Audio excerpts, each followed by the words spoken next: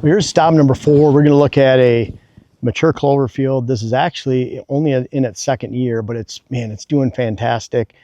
Fits in for a lot of strategy in this area. We're going to talk about cutting it and mowing it, maintaining it, mock scrape in the background, but had a lot of hunting history here, and really cool setup for what a clover field should look like, and identification of the different pieces and varieties of plants that are growing within that clover blend. Now, I actually want to cut this clover. It's starting to get, you can see the weeds starting to top out here and there. But this is at that point where you're starting to see some of those flowers die. And this is about what that clover field looked like that we first stopped at. So you mow it, get some rain on it, fertilize it, and it'll actually come in even thicker than this right here. This food plot and this clover plot's been a long time coming. It's a big enough plot that we tried brassica, fall power, layering with oats, rye. Yeah. When we covered it with oats and rye, it grew something. Yeah. But it was one of those things where we honestly thought nothing would ever grow here. It's not the best soil. We removed several trees down there, a big cedar right over there. You can see the stump, tree over here. This one, we just cut down the canopy this year, made a mock scrape. You can actually see shoots starting to come out of the side of the tree right up here, so that'll eventually grow out and bush up. It was those frequent rotations, but especially letting that clover settle in, mowing it, and getting the weeds to be diminished. It seems like every time we mow it, the weeds diminish. We spray it with that liquid fertilizer, and it's getting to be beautiful. One of the things we really like about a blend like this, and you can come through, like right now, a lot of it, they're coming through, and anywhere there is alfalfa, a lot of times they're picking that out. So the alfalfa needs that full sun, where clover is a little bit more shade tolerant. So you'll see the alfalfa in that layer above where the clover grows. So to me, having alfalfa in the mix gives you another layer of volume of growth and attraction and diversity. You can see the chicory is well balanced within here, and that alfalfa is inhabiting that top layer, and then you have the clover down below. Clover, we have 4 different types of clover in there: Ladino, yellow, Alsike, and then medium red. The medium red is a lot of this larger big clover. That's a cattle clover, they'll grow anywhere. And so it's good to have in the mix because it's just more valid. So every one of those clovers, like Ladino clover, grows low. The red clover grows tall. So you're looking at clover not all competing for the same space, same layer, but different layers, and then you have the alfalfa on top of that. So there's a little method to the madness that goes along with those mixes, but definitely ready to mow. And this is one we used to, behind you in that red cedar, I used to have a redneck behind that red cedar. And you had a corner window shot here and a corner window shot over there, and it was tough. You basically had to sit at one corner and hope that that's where you get your shot. Kind of cool for muzzleloader, something like that, but really like that stand right there, that's only 3 4-foot sections of Jack's ladder stand, and then a hang on in a family tradition. So that stand's sitting at about 11 feet. And that's where that redneck was. Chad, that was where I was talking about, where you're up. So that redneck was in the back even higher, and that was a pretty steep angle going down, so we had to shoot out of the corner window in that case right there, which is not as level. But there's so much cover right there. I actually shot Bo as a 6-year-old. He actually made a scrape on that corner right there, on the corner of the apple tree. And he was about right here, somewhere right around here when I shot him. Coming through here, he died like 150 yards that way. So pretty cool. But so this is one we like hunting. I sat in it with Dylan at least once last year or twice. Yeah, usually once a year I think I've sat here with you. Yeah, pretty easy one to get into. We usually don't have deer right downwind from us over here, and it's that this field is all turned around, but that's north now, and so south. So any west wind we can hunt this with. Where these other stands and locations we just passed all the way back that way need south winds. So with a west wind, we can wrap around on this side over here. The apple trees, apple tree, they're all around here lined. And so we call it the apple plot. Nothing fancy with our names, but. No. This cherry tree, I wanted to have a mock scrape that was out here in the open.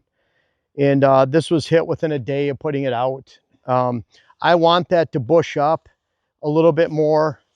Like I said, you can see some growth here. We'll see how much growth comes out of it in the end. But it's actually bushing out here at the bottom too, starting to come out sprouts. So I imagine this will turn into some kind of bush at some point. But either way, I wanted to have something in this position right here. And with that cherry stump, it'll last for a long time. It really helped opening up these trees, the red cedar, some of the cherries we cut down, and get more sunlight here. So middle of the day, it's perfect. We get sunlight coming from the south end right here. So plenty of sunlight. And that tree right there, they scrape around a lot. But really the movement here is back and forth, just long and narrow. We didn't stop but there's a big food plot in between, about 1.25 acres there. And then we're going to stop at this water hole over here that's about 150 yards that way. So kind of the whole movement, again, they don't just go from water hole to here to the next plot, to the next plot, to the next plot, but you'll see them hit 2 or 3 features a lot of times when they're cruising.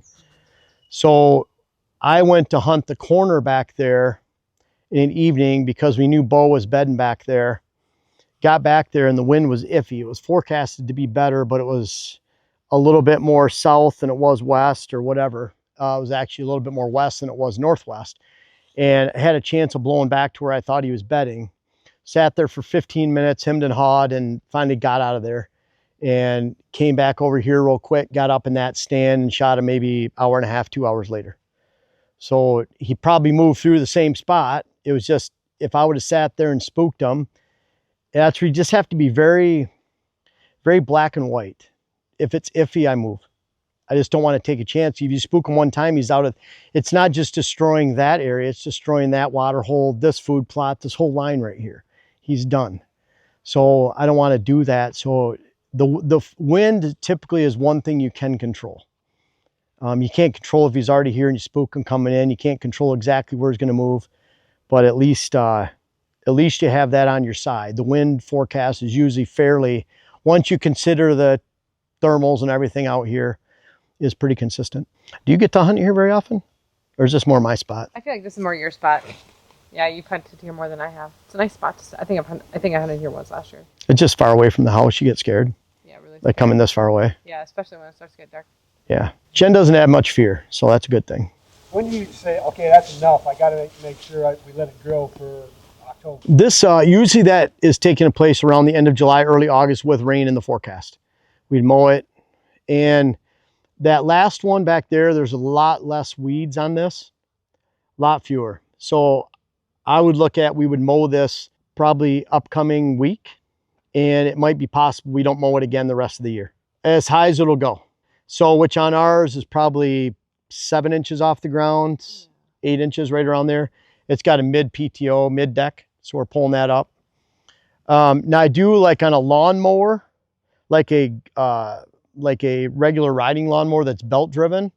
With this Clover right here, you would probably go through a belt pretty quickly, burn it up pretty quick. So with mid PTO and tractor, that'll take care of this, or brush hog. But, you know, and I can tell you, like, by experience, it takes about 2 hours per acre with a handheld lawn trimmer. And you can mow about 3 feet wide. And it seems monotonous, but it's kind of satisfying to get it all done. And you can cut it whatever height you want then, but you're just trimming it as you cut it. Straight shaft harness is a lot more comfortable. You guys have any more questions? Oh, yeah. What's your theory about having your camera clear back there from your actual spot? BTA, best tree available.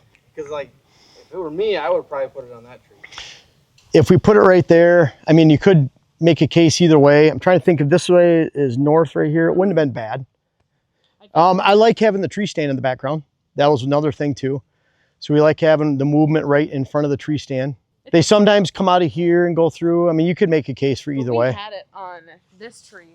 Oh, that scrape. They scrape that under that all the time. Yeah. So we're getting double scrape on that too. Yeah.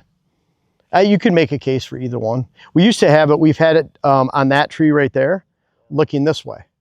But now that we added the scrape, we really want to see that scrape. That scrape right there is very active. I think it's 26 yards to that scrape from the stand.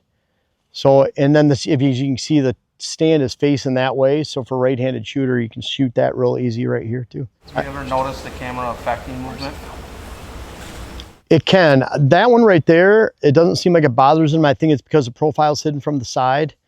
The tree is a little bit bigger than the camera. But yeah, if we put that on a shooting or a camera stick right down here, 2 feet away from the edge, it'd bother him. I know a lot of places I get to hunt are like solid cornfields all the way up to the edge of the woods, and it's like if you put a vine, it's either you get corn stalks all day long moving in the wind, or difficult to actually monitor it. So you got to put it on the trail back 20 yards inside the woods. You feel like you're missing the main. One thing we like about that too is it's at that level. So we're getting a pretty constant level all the way through here, just slightly looking uphill. Where if we put it back here, you're looking down at the camera, and then you're getting a smaller window right here. So like up here, if there's a tree like right back in there where we could hit the angle down, that's not bad either. You know, I like if it's going downhill, you're pointing it downhill, you're just following the parallel edge of the terrain. It wouldn't be a bad one right there, but they do scrape under that a lot. So you have a lot of little spots kind of along the same line of movement, even though it's a really long line. On a given day, how do you choose which one of these spots you're going to come sit? This one's only for west wind. Typically, because it's food, we'll hunt it in the afternoon, evening, not morning. We have the water hole over there that we'll typically hunt for more morning, and it's closer to bedding. So with the thought that if deer are in here, you can get around them in the morning, get over there post daybreak stand entrance. So I'll look at it like, well, this one's more afternoon, that one's more morning. The big food plot right here is definitely more afternoon because it's an even bigger food source. Rhonda's Corners is one because it's off of that big food plot. I'd look at that as more afternoon. The water hole adjacent to that, more morning. So you're kind of looking at like the further you get away from the food, more opportunity for morning. The closer you get to the food, more afternoon, evening. So that's kind of like we're looking at it. This one is west wind. All those other ones that way are south winds. When you get back to the corner back here, if we were to hunt back there, you have to have a northwest wind to a north-northwest wind. So different wind than this right here, different wind than the water hole. So each one presents a different wind and a different time of the day.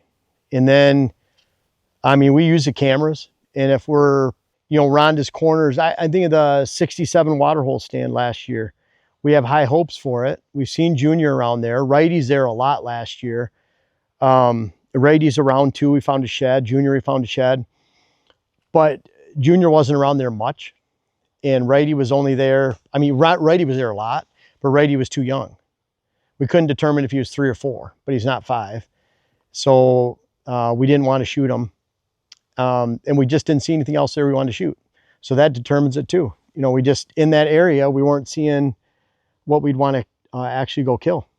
So in that kind of, the badger, before Ocho was there a lot, we weren't seeing a buck we wanted to shoot over there. So there'd be different areas of the property we cheat towards. LL Beams, he was in a certain area. The broken buck, he was in a certain area. So then we tend to have 4 or 5 stands in that area that complement each other, that some are more slanted to morning or afternoon, different winds. Some more interior, might even be able to come in from an opposite direction. So go in one way, come out another. You know, while we're talking about this, and I hate to interrupt, but we have our food plot seed company, Pure Wildlife Blends, and I want you guys to have some great plots, and it's getting to planting time. July is our biggest month for people buying. 1st of July, we're focusing on our rut zone. When it gets into the end of July, we're focusing on our Big Boost Brassica, our Big Boost 365, our Fall Power 365s. Those are some of our biggest offering. We're standing in our PPP, our perennial plot power. So those are some of our favorites. Urge you to check it out. Let's get back to what we were talking about, but appreciate you guys checking this out. Those are a few of my favorites, but we have 19 offerings. So the cell cameras are great, but now your target bucks are typically on your radar for a couple years before you guys decide to kill them. That being said, are you solely relying on the intel that you get now with the reveals, or are you looking back at any historical data for an individual buck, basing your decision on where you're going to hunt, when you're going to hunt? Yeah, that's a good question. So once we identify that that buck is alive, like right now, we just want to know that they're there. They made it through the season. Now this time of year, we just want to know what they look like. So once we know where he's at, then like Junior, we have stands over on the 67 that once we know he's alive, he'll be there at some point. Because he was in the past, you're saying. Right, the previous years. Sorry. And so before he even gets to that spot, we might choose to sit there with the thought that he might show up there any day because of what he's done in the last 3 years. Okay. And so we'll do that a lot. And so you're identifying them right now, knowing what they look like. That's our target buck. And then we're using historical data to go sit in places. And it might be that he's around an area in the rut and you remember he was there, and you're going typically, not all the time is he already there. You're going in there because it's November 3rd and it's a cold front and he's got to be there because it's the rut and if he's you don't alive. go, you could miss him. Yeah, so you know he's going to be there. So that's what we do a lot too, is just and even bucks, like bucks that are coming off the property. You might have a buck that only shows up in November and in that prime rut time. So he's not there yet. You just look at the weather and you know over a 10-day period he's probably going to be there, but based on the weather he's only going to be there 2 or 3 days. It's not his home. He's got to cruise a little ways longer. So you look at that weather forecast and go sit for him, and here you only have 12 pictures of him the previous 3 years. You go out and shoot him expecting to shoot that buck based on the 3 years 12 pictures that you have, knowing that he's there during that time of the year, and he's only going to be there typically not on a high wind day, a high weather or high temperature day. You're going in on a prime day, and sure enough, he comes through. Shot a lot. About half of my mature bucks have been like that. Half of my target bucks, where you don't get them on your property a lot, but they told you for years they were going to be there during that window. And then when you use the weather, it narrows it down quite a bit. And when he comes through, he might pass 3 stands. So it's hard to make a bad choice if he's there. You just have to make sure you pick the right one for the axis and the wind. So it pays not to have favorites of your stand. Just kind of each one is a tool. Each one has a purpose. When the situation presents itself, you go in there and try to take them. And it seems like when you do that, when you have measured sits for certain target bucks, it doesn't take a lot of sits. I mean, Jen had, what have you got? I talked her into going and sitting for Junior, which was another 5-year-old. He had a, I don't know, 11, 12 inch brow tine. It was pretty cool. I talked you into sitting there one time for him at another stand. And Ocho appeared at the stand you would have sat at. Right. So I just shut up after that. And so the 10th time she got an opportunity at that buck. And I was surprised you didn't get a chance before then. Yeah, because he was around enough. But then I was surprised I got an opportunity again after. Because that's what you find is you get a chance at one of those big ones. And more often than not, most of the time you don't get another chance the rest of the year. And so it took 25 times more, but she got a chance. Yeah, and their patterns change when stuff like that happens. Yeah, they do. He didn't show back up on daylight in that area for about 2 weeks. It was a long time. Yeah, literally daylight. He was there almost every day in that area somewhere, and then he was gone for about 2 weeks, probably over at Chad's some of those days. Literally. Which one? Ocho. Yeah. Like he disappeared from us for about 2 weeks. Yeah. Even at night, he was gone.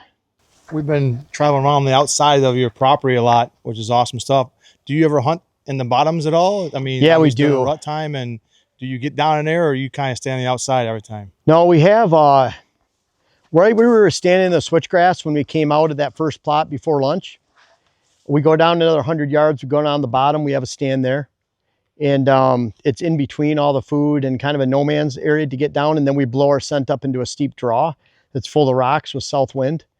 It's an all day. You have to stay down there all day. Dylan and I came out, but we spooked a nice 10 point up above too when we got out. So it's one we should stay in all day if you go down there. More rut stand, gun season stand. And then on the bottom of the property over there, we can actually come in around the entire end. We hunt evening and morning all the way down the bottom. We actually have a ghillie blind up against a creek system or a drainage system. And then we have what we call the cairn. It's a stand over a water hole. Jen shot a mature buck there in the evening. I shot a mature buck there in the morning that same year. That's where I wounded LL beams out of. We have stands down the bottom when we come around this side that we come into from the back side. We have a bottom plot down there. It's a small, like 1/3 of an acre clover plot. We come in by the neighbor's house. The point stand, the 67 water, you actually come up the side from where you park. You get in about 200 yards back from a main food source. So we have a lot of areas like that, whether it's a long point, we come in an opposite direction and get up, or the bottom edges. But some of these primary hollows we're completely staying out of, because if we go in there, we just can't manage our wind. Where I like is where you have a hollow and then you have a point that's pronounced coming down into that hollow. So you can get away hunting down the bottom of that point if your wind's coming over at this angle in the morning. So if I'm facing the point and I'm down low, the top's way up there, the hollow's going way up there. I have another hollow going back there because of the point. You can get wind coming over the hillside in the morning. It'll go back up that hillside in the morning. So you get some really, so if you don't, like we don't cut that in that situation, we don't make any bedding area, that's our access. So really favorable to swing that wind over and go back up. We access that way. And so it even works in the evening where it spills down low where we don't expect deer either. They're more moving side to side or to the water or back. So that's where I wounded LO beams in a situation like that down low in the afternoon, evening. So where we can manage our wind like that. So we do where we can getting in. There's a lot of this edge stuff. And unfortunately, we talked about, like, if we could get about 12 side-by-sides and load with crew cabs and load everyone up, we could get down into those bottoms. But you never know the capabilities of the people that are coming for a habitat day. I would really love to get down the bottom. And we have some really nice roads that go through there and be able to show everyone. But it'd be really tough with a group to get down in there without the vehicles, because we can't take pickups down there. So That's a wrap. That's a wrap. Let's go to the next spot. One of my favorite spots. That's the water hole where I shot the broken buck last year. And then we're going to make a long trek after that and we'll finish up.